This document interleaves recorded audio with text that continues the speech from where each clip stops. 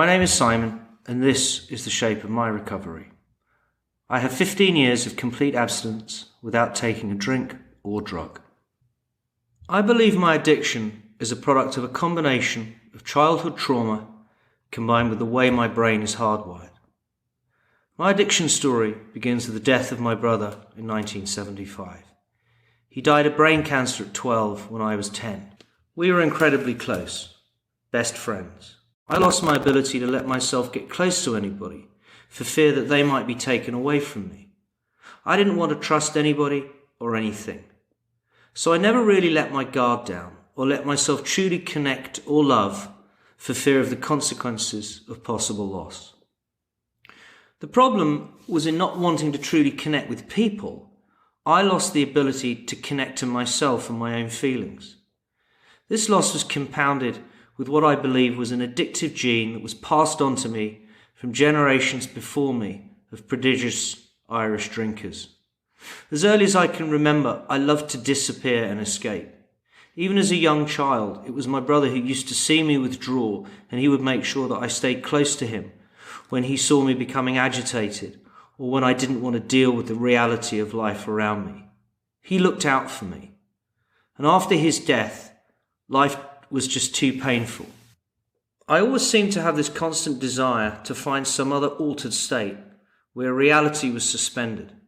I loved the fact that alcohol and cocaine could transport me to a place outside of myself where I didn't have to face loss, loneliness, and grief. Changing felt like a rebirth. I went back to a lot of childhood reference points. It felt like a whole new clarity and reawakening.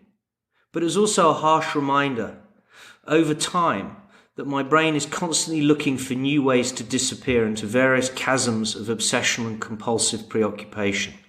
Buying CDs, eating massive quantities of chocolate, drinking 8 cups of coffee a day, copious amounts of sugar, sex, the list goes on. I've also had to embrace the realization too that I'm addicted to isolating and disappearing, and that I can't completely remove these impetuses. I can only live with them and try and accept and manage them. Changing has been amazing and very sobering at the same time. Sobering in the sense of the stark realization that I have to embrace my addicted self in order to live with it positively. That stark realization has actually helped me fully embrace my addicted status and defining characteristic as an addict. It's how I self-identify. The qualities of addiction have driven every success and failure in life that I've experienced. It's been the biggest single asset as well as the biggest liability in my life. Addiction has and always will define me. I can't control the fact that I am an addict, but I absolutely control how I treat it. Shame is the epicenter of my daily relationship with my addicted self. It's an ongoing battle and will never be completely won.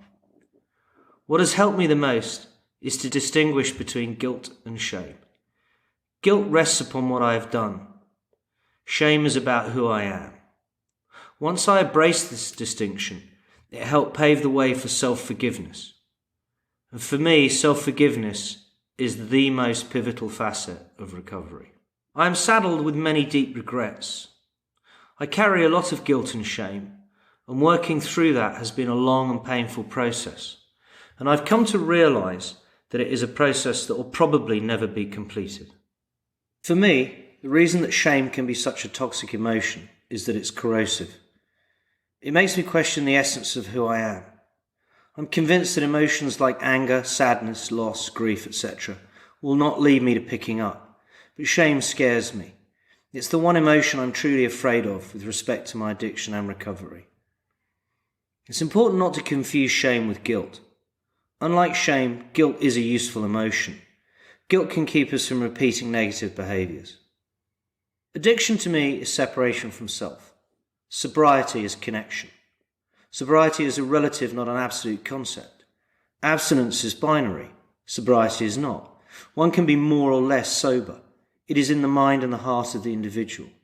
I also think that we are at a new junction point with respect to the notion of public acknowledgement of the state of alcoholism or addiction.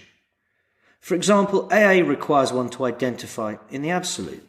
For many people, especially those in their 20s or even younger, or even in their 30s, the impact of social media and its ability to label, terrorise, shame and humiliate people has led many to be very wary about making public proclamations.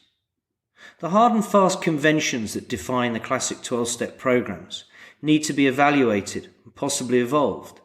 The world is complex. People are on very different journeys.